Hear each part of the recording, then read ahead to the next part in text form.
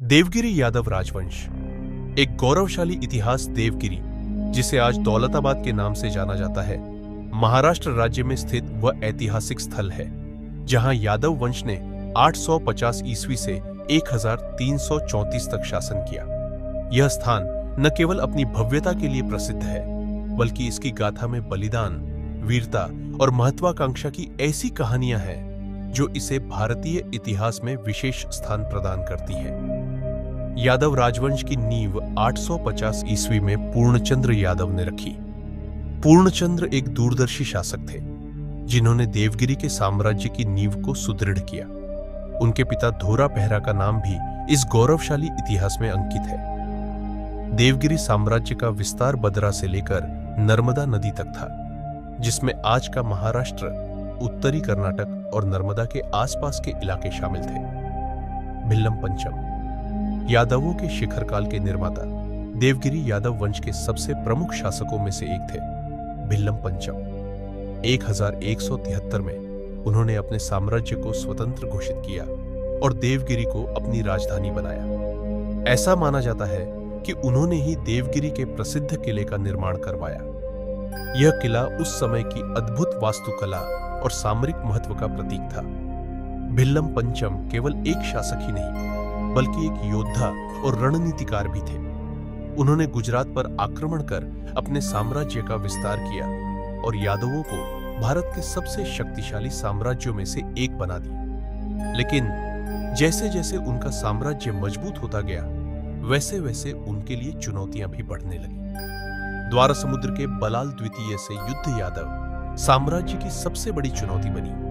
एक और यादव महाशक्ति द्वार समुद्र के राजा बलाल द्वितीय भी एक महत्वाकांक्षी और वीर यादव राजा थे। उन्होंने अपने राज्य का विस्तार करने के लिए देवगिरी पर आक्रमण करने का निश्चय किया। यह युद्ध भारतीय इतिहास के सबसे भीषण युद्धों में से एक था। देवगिरी और द्वार समुद्र की दोनों यादव सेनाएं आमने सामने थी। तलवारों की झंकार और योद्धाओं की चीख पुकार के बीच खून की नदियां बहने लगी। आखिरकार बलाल द्वितीय ने विजय प्राप्त की। भिल्लम पंचम इस युद्ध में वीरगति को प्राप्त हुए। उनकी हार के साथ ही देवगिरी यादव साम्राज्य कमजोर पड़ने लगा। भिल्लम पंचम की वीरगति के बाद यादवों की शक्ति कमजोर जरूर हो गई थी, लेकिन पूरी तरह से खत्म नहीं हुई थी। भिल्लम पंचम की वीरगति के बाद इस राजवंश आंगले मजबूत राजा हुए जैत्रपाल यादव साम्राज्य को एकजुट करने की जिम्मेदारी उठाई। जैत्रपाल प्रथम ने उन्होंने अपनी कूटनीति और वीरता से यादवों को फिर से संगठित किया। जैत्रपाल ने 1191 से 1210 तक शासन किया और यादव साम्राज्य को एक बार फिर से मजबूती प्रदान की। जैत्रपाल के बाद इस राजवंश के सबसे शक्तिशाली राजा हुई सिंघन देव यादवों के स्वर्ण काल का योद्धा। जैत्रपाल प्रथम के बाद यादव साम्राज्य के इतिहास में सबसे महत्वपूर्ण नाम सिंघन देव का है। सिंघन देव ने 1210 से 1243 तक शासन किया।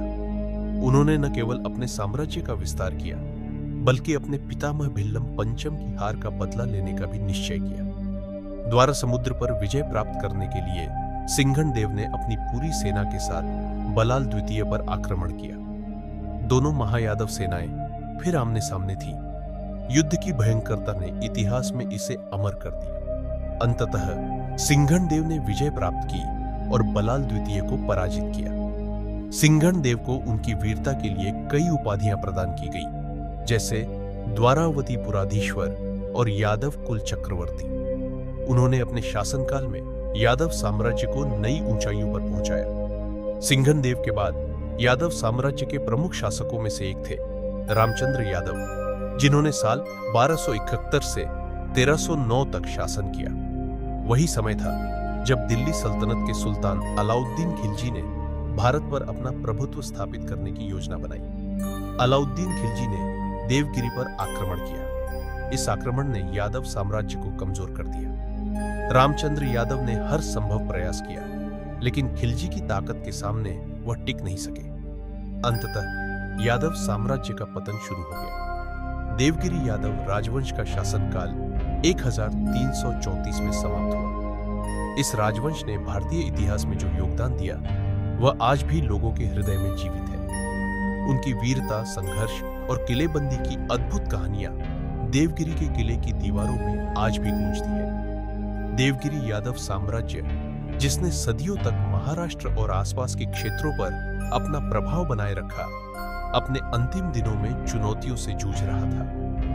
रामचंद्र यादव, जो इस राजवंश के अंतिम प्रभावशाली शासकों में से एक थे, इनके शासनकाल में देवगिरी ने कई बाहरी हमलों का सामना किया। वीरता की वो मशाल जलाकर किया हर दुश्मन का सामना रामचंद्र यादव के साहस ने दिखाया पराक्रम का यशगान।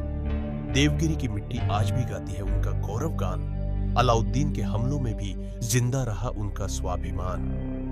जय श्री कृष्ण।